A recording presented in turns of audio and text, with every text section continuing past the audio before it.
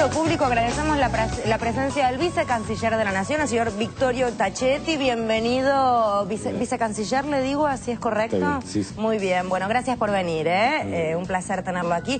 Con muchos temas, y hablábamos de un tema que en realidad aparece anoche en la agenda con respecto a Brasil poniendo ya formalmente su opinión y su palabra, que en realidad ya lo había hecho, pero habían aparecido versiones con respecto a, vamos a poner en contexto, tema soberanía Malvinas, tema petróleo y una aparente vinculación en donde aparentemente Brasil decía que sí a un montón de situaciones que tenían que ver con negocios y vinculaciones con los ingleses, ¿verdad?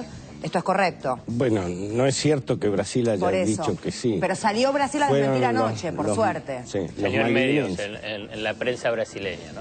Sí, pero los malvinenses dijeron que iban a solicitar la cooperación de Brasil. Bueno. Bien, ¿y anoche qué pasó? Finalmente Brasil salió a desmentir y a poner claramente las cosas en su lugar. Desmentir en forma oficial, a decir que el apoyo brasileño a los derechos argentinos sobre las Malvinas es un apoyo firme, tal cual lo dijo el presidente Lula.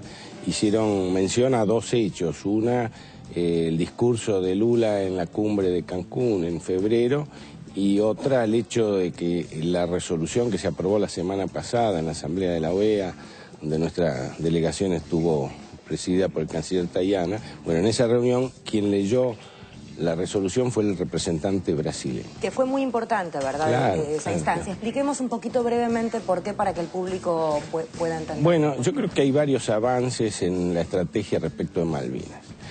Primero, nuestra estrategia de latinoamericanizar el tema está teniendo éxito. O sea, los países latinoamericanos ya no ven esto como un problema de los países de la región, sino que cada vez más esto se está haciendo una causa latinoamericana. Y no solo latinoamericana, sino que los países del Caribe, que son países anglófonos, que son ex colonias inglesas, también han apoyado. Han apoyado en febrero y apoyaron ahora en la cumbre de la OEA, en la Asamblea de la OEA en Lima. Esto es un avance respecto a nuestro... El otro tema es este firme apoyo de Brasil y de los otros países de la región. Y finalmente hay que decir que los malvinenses se están poniendo nerviosos porque les está costando más trabajo hacer lo que ellos quieren hacer, que es una pretensión ilegítima porque están pretendiendo explotar recursos que no son de ellos. Claro, esa es la clave. Hay un reclamo histórico de Argentina sobre la soberanía de las Islas Malvinas. La cuestión es que una empresa petrolera inglesa empezó a explorar y ya está extrayendo petróleo de alta mar ahí en el mar de las Malvinas. ¿Cómo? Todavía no está extrayendo, está explorando. Pero que descubrieron sí, y que dicen que es de alta calidad. Bueno, ¿ahí cómo reacciona el gobierno frente a esa situación, teniendo en cuenta el reclamo de la soberanía va a seguir, pero que en realidad ya encontraron recursos naturales que no son renovables y se los llevan? Bueno, se los pueden llevar. Nuestra estrategia está claramente establecida en la Constitución, es una estrategia de paz, o sea, nuestra estrategia es lograr que los ingleses entiendan que les conviene sentarse a negociar con la Argentina. Hay un reclamo creciente de la comunidad internacional para terminar con una situación que es una situación colonial, típica del siglo XIX, no del siglo XXI.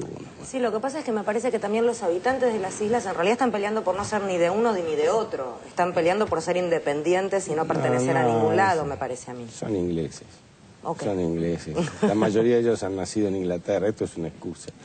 Hay una hipótesis de decir, bueno, una demanda económica por el petróleo que puedan llegar a extraer de las Malvinas. No, porque en realidad son recursos argentinos, recursos naturales argentinos, y se lo están llevando. Sí. Entonces... Bueno, esto refuerza el tema de que esto es una explotación ilegal. Y entra dentro de la estrategia general que estamos siguiendo, tendiente a que los ingleses se sientan a negociar con nosotros. Y parte de nuestra estrategia, o una de las alas de nuestra estrategia, es hacer que no les sea fácil realizar esta exploración y eventual explotación. ¿Qué es lo que se puede hacer para que no les sea fácil? Bueno, esto que estamos haciendo justamente, lograr un consenso cada vez mayor de los países de la región y del mundo que apoyen nuestros derechos.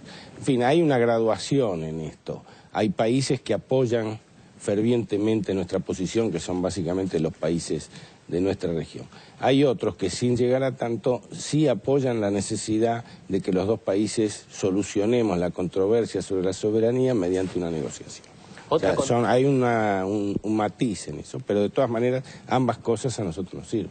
Otra controversia que al parecer está en vías de solucionarse es con Uruguay a partir del conflicto con la pastera ex-Botnia, y que hoy va a decidirse en la asamblea de Gualeguaychú el levantar el corte en el puente.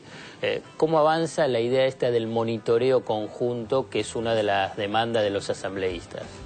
Bueno, no es una idea, esto es lo que establece la Corte Internacional de La Haya.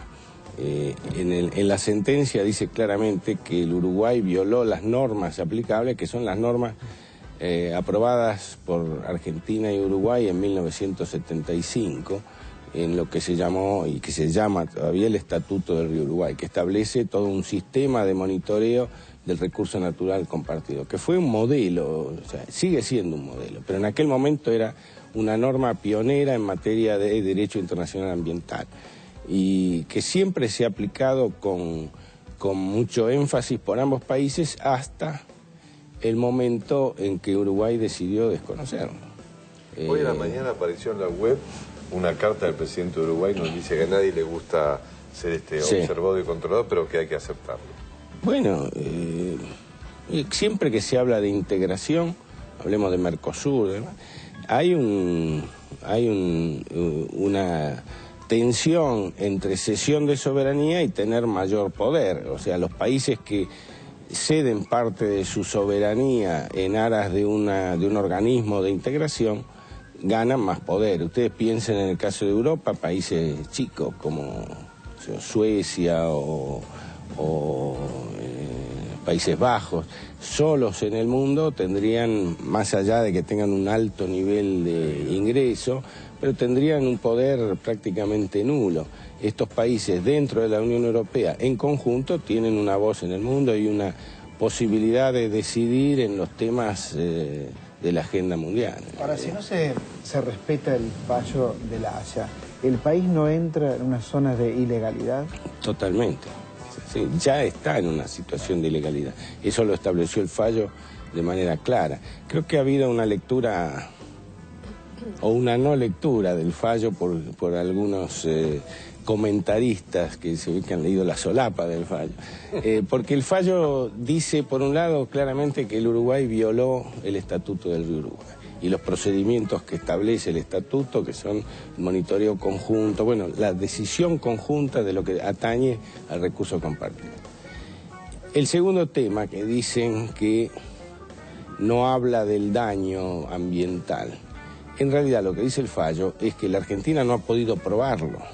¿Esto por qué sucedió? Porque nosotros no podíamos acercarnos más que a 270 metros del caño emisario de la planta. Es muy difícil probar un daño a esa distancia. Lo que permite, lo que ordena el fallo, es que se haga un monitoreo conjunto de todos los lugares, los sitios en los que se puede analizar si existe o no un impacto ambiental. O sea que esta historia recién empieza. Inclusive dentro de la planta, dice el reclamo, ¿no? Inclusive dentro de la planta si es necesario. ¿Sí? ¿Y piensa que va a ser posible eso? ¿Piensa que va a ser posible eso? Bueno, esto es lo que acordaron los presidentes en cumplimiento del fallo en la reunión reciente de Choreno. ¿Y esto puede hacer que se libere el puente hoy, por ejemplo? Bueno, esta es otra cuestión que no forma parte de la materia juzgada en el fallo de la Corte. Pero, bueno, es posible que eso suceda. 20 y 30 se reúnen hoy los asambleístas y aparentemente la decisión sería levantarlo al menos por 60 días. Sí, eso es lo que dice la prensa. Ojalá, ojalá.